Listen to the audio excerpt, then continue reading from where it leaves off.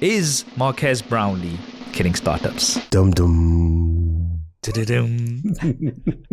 Before I kind of go into it, I just want to say I saw this this meme that was posted, and Enabong, I shared it with you, and I sent it to Marques as well, right? Because I just found it hilarious, and it was a user on Twitter called the Kites or the Kites, right? And it's just like the last thing a startup sees before it dies, and it's just a shot of Marques looking over with his red camera. This is hilarious. Okay, let me just clarify. Okay, so why is this question being asked around, right? Is Marques killing startups? And, you know, there's been a whole debate about the power that tech reviewers have. And in particular, somebody like Marques, who has a huge following and a huge influence in the space, right? So there was 2 reviews in question that have kind of back to back debate. Yeah. So the first one was of the Fisker car, and Marques' title review, "This is the worst car I've ever reviewed." I think it's just the worst car I've ever tested. And then it was the Humane AI pin, right? Worst product I think I've ever reviewed. Which there was a tweet, and this guy must have got a lot of hate, right? So on Twitter, Daniel Vassallo, his name is said, "I find it distasteful, almost unethical to say this when you have 18 million subscribers. Hard to explain why, but with great reach comes great responsibility. Potentially killing someone else's nascent project reeks of carelessness. First, do no harm." And obviously the title of the video that Marques covered of the Humane AI pin was "The worst product I've ever reviewed" for now. Okay. So let me just say, firstly, I thought that was an excellent review. It was very objective. He started off with kind of what they were trying to do, but then he actually went ahead and gave his experience, which is what he's supposed to do, right? Yeah. So let me just say, firstly, no, I don't think Marques is killing startups. Okay. Let me just make that very clear. I think people don't really understand what reviews are supposed to be doing, because reviewers, the loyalty lies to the audience, right? Not to the brand. And again, I have to say that Marques was very professional in his coverage, in my opinion, of the Humane AI pin and also the Fisker. Now, there was a lot of people showing like how Fisker stock has like plummeted after his review, but you know, Marques kind of clarified that it was already on its way down. His maybe just pushed it a little bit more, okay? But yeah, I mean, it's just so interesting, because one of the things that I said on Twitter in response to all of this is that if a product is not ready to be reviewed or sold, it should not be sent to reviewers to review or for people to buy. Right? For consumers to buy. And I think it's as simple as that, because do you remember we you know, I had this rant a few episodes ago with the Samsung Galaxy S24 Ultra, which is an excellent smartphone, one of my favorites. I've fully reviewed it as well. But there was this whole debate around, oh no, wait for the review, right? You've got it in your hand. Samsung has said, here's a device for you to review. But people are saying, no, wait until the review comes, which didn't come a month after it was on sale, right? Yeah. So, you know, I will quote Marques, because he has said this before, right? Is that never buy a product on the promise of software updates. Okay, future software updates. I'm paraphrasing, but yeah, never buy a product based on the promise of future updates. Okay. And I totally agree with that. You have to take the device for what it is right now. Yes, it might get better, right? It might get better. But when you're actually spending your money, you can't just rely on a promise. Tesla's, you know, self-driving is an example. Right? Which, you know, 4 years ago when I was buying my Tesla, you could get full self-driving, which still isn't full self-driving as yet, right? So I'm so glad I didn't spend that much on it right now, because guess what? I'm probably going to be selling my Tesla now. So I would have bought it and never actually fully got to utilize it. So yeah. What are your thoughts on it, E? I mean, I can get real African and call people foolish, but I will stop right here. By saying simply this. First of all, Marques does not kill startups at all. I think we are in a place where, number one, products have become more fine-tuned, and we've been dealing with the same kinds of products. If you make a bad cell phone, that's on you. There's almost no way to make a bad cell phone in whatever price category, or laptop or tablet. Those are mature products, right? So people are used to that aspect of reviews, because then it's about the minutia that we're always talking about.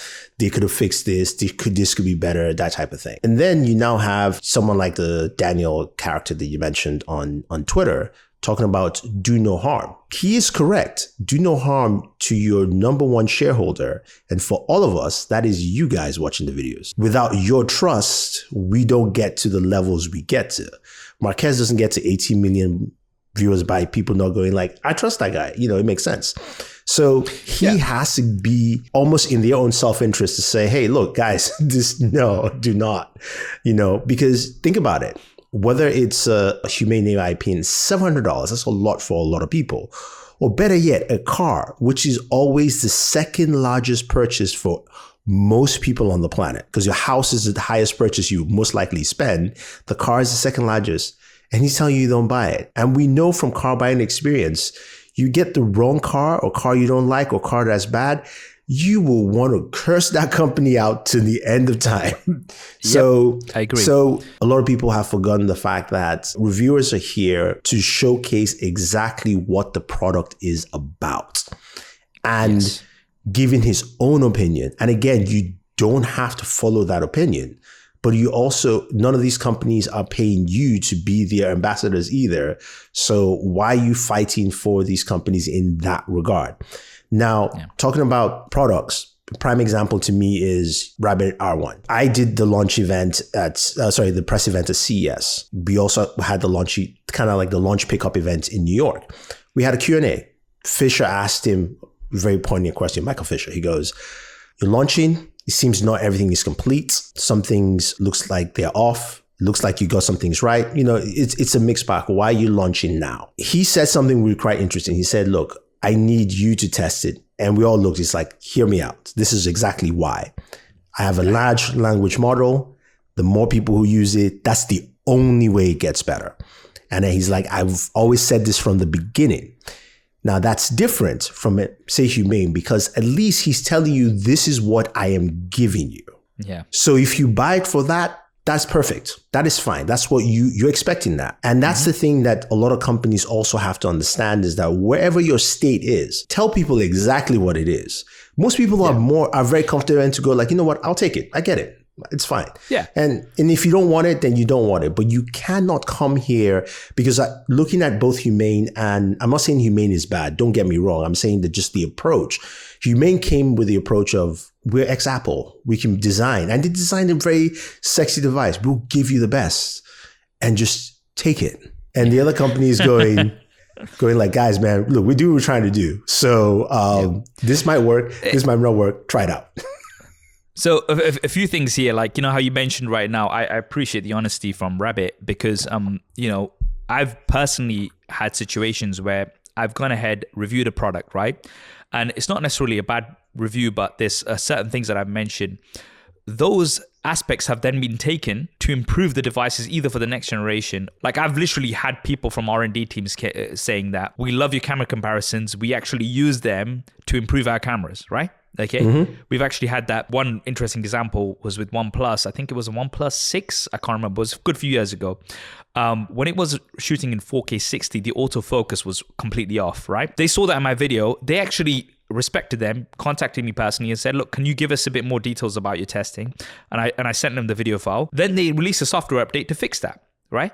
So this is the thing, like reviews improve products and, make products better for the consumers. That's what we do. That's what our job is, right? Now, having said that, there are some people out there who will over sensationalize a problem and just kind of really be unprofessional about it and just pretty much SH onto a product for the sake of it, right? For views, for clicks. So it's a good product, but they're literally just finding anything that they can, kind of emphasizing the negatives just to get clicks and stuff. I get that. That is wrong, right? Okay. That's not what Marques did. Marques actually provided a very balanced review, which I think was done very, very well. He kind of covered all of the different aspects, the positives and negatives, and that's what he concluded with, right? Yeah. And I think that's something that you have to remember, that this was not a sensationalized video to try to get clicks, to rage bait, nothing like that. this was, a solid review. One thing that a lot of people are saying is about the title, right? That's the worst product I've ever reviewed for now, right? Okay, now I think there's two aspects to that. Firstly, I don't think it was clickbait, because if he said that and then kind of, just to kind of get people in, because like one of the things I do is, for my reviews, longer term reviews, I say the truth about this device, right? And some people will kind of complain initially saying, oh, that's clickbait and stuff. And it's like, yeah, but you clicked on it, right? And I am telling you the truth about the device. It's not clickbait when you're actually delivering on what the title is, which I believe Marques did do, right? Yeah. So if the title actually represents what's on there, and on YouTube, you do have to use titles that are going to work, right? If you just put Humane AI pin review, that it doesn't really reflect what he's experienced. It's just flat. And then you watch it, it's not going to do anywhere near as well as if he's actually just giving you a bit of a preview onto that this is the worst product I've ever reviewed for now. And I think that's absolutely reasonable. It is. I think a lot of people are reflecting on their love or their need for something to excel and succeed, for it to actually, do well. So when somebody says it's negative, I mean, we see this all the time it doesn't matter whether it's movie reviews or even just characters. I'm a big Superman fan. And then in my own space of like comic book and anime, where you say Superman fights Goku, and I go, Superman will beat Goku because all of these things in the comic books, they're like, you're just a hater. You don't care, whatever. It just boils down to that, instead of going like, hey, look, this is an imaginary thing. So in this case, this is a product that either one, it's going to be expensive for a lot of people to buy. $700 is not cheap. Plus a subscription. That's $24.99 a month, right? So you're adding layers on top, which means by the lifetime you use this for a year, you're spending $1,000 on this device, right? Easy on this device. So when you're spending $1,000 and nothing is working, what it kind of reminds me of is like the old days of cell phones with Nokia, because Nokia had some really cool design cell phones. Some of them worked really well, and some of them just did nothing. You're like, I spending like $1,500 on a Nokia phone. People are like, it's cool. I'm like, yes, it's really cool. Because good old days. Some of the things don't work. As a consumer, you don't want to go through that experience. You don't want to spend money and feel like you've completely wasted it. It's not like you're spending money on, let's call it like Xbox and PlayStation. You just, because you don't like the Xbox or you don't have enough games in the Xbox, it doesn't mean it's not powerful. It doesn't work. That has nothing to do with the performance of it. It's just not games for you, as opposed to you buying a device and everything you try to use on it just doesn't work. Then you're going, this is paperweight. This is literally paperweight, and I think that's where a lot of people have to understand. And also, to be fair, these are new categories, minus the Fisker, which is not a new category in the sense. It's a newer category, but it's not new. It's an electric vehicle. We've had that for a while. But the AI pins or the AI devices are now a new product category. And we are going back to an era which most people either don't remember or have not experienced. The early days of YouTube reviewing, where we had some terrible products, where there was like, it was cringe. We're going to an era where it's rough. There's going to be rough starting, and maybe bigger companies like, say, an Apple or Microsoft or Samsung will have a better fine-tuned approach because, of course, they have more money to do that. But this is just where we are. And I think a lot of people have to understand that, and also understand that no company loves you. Let's just be frank. They are not your friends. They're not making anything for you. They're making a product to make a sale, make a profit. And the only person that they are beholden to is their investors. Always remember that. The investor for a company, and the same thing for creators. The people who behold us are you. Because we know this very well. I had a video, and yes, my title was clickbait. I will admit it. I said the Xbox Series S was better than the PlayStation 5. And I got immediately blasted at the beginning, but I gave my points why. And it was because of some of the features in the Xbox at that time. But a lot of people came in with like, oh, this guy's dumb. You ran into it. And I'm going, either way, you're giving them your money and they're taking it from you. So a lot of users have to look at it in that respect, or else it's all lost. Yeah, this is the thing. it's like, look, you know, like brand loyalty. Okay, fair enough. I get that and stuff. But like at the end of the day, competition is good. Like if you're just going to be like, oh no, that's rubbish without even like, you know, like sometimes when I do my camera comparisons, before somebody's even like seen, they've looked at the label first, right? Okay. And this is why a lot of people say you should do blind camera comparisons and stuff. And it's like, yeah, I've done those before as well. Maybe we'll do some more of those. But the fact is that bias immediately gets it. Like, look, for example, you're an Apple fan and, you know, the Samsung is doing better in one aspect, right? Then you should be, you know, like, yeah, fair enough. The Samsung does this better. So then hopefully, like, for example, when, you know, Samsung was using OLED screens, whereas, you know, Apple was using LCD, like you need to highlight that is better because then that gives, you know, the feedback for Apple to improve, for instance, right? Retina Likewise, you got Samsung fans when we talk about video on the iPhone being better, right? Okay. They're like, no, it's like, look how much Samsung has improved video over the past few years. Do you think they would have done that if it's just like, no, it's fine. We're happy with just because it's Samsung, it's fine. No, competition makes things go forward. And obviously, for our job as reviewers is to present both positives and negatives of devices so you can make an informed decision. Now, say, for instance, you watch Marques's video, right, of the Humane AI pin, and you're like, you know what? I get these downfalls, but I still think this is a really cool product. I used to watch Star Trek before. I still want to try this out. And then you decide to go on spend your hard-earned cash on it. Fair enough, right? Marques has done his job of presenting the positives and negatives for you, right? Now, if you were somebody who was watching all the marketing and you were like, oh, okay, this is a brilliant, you know, device that's going to do all this for me, right? And you are going to put the money down, but then you watched his review and you were like, you know what, I'm actually going to hold back.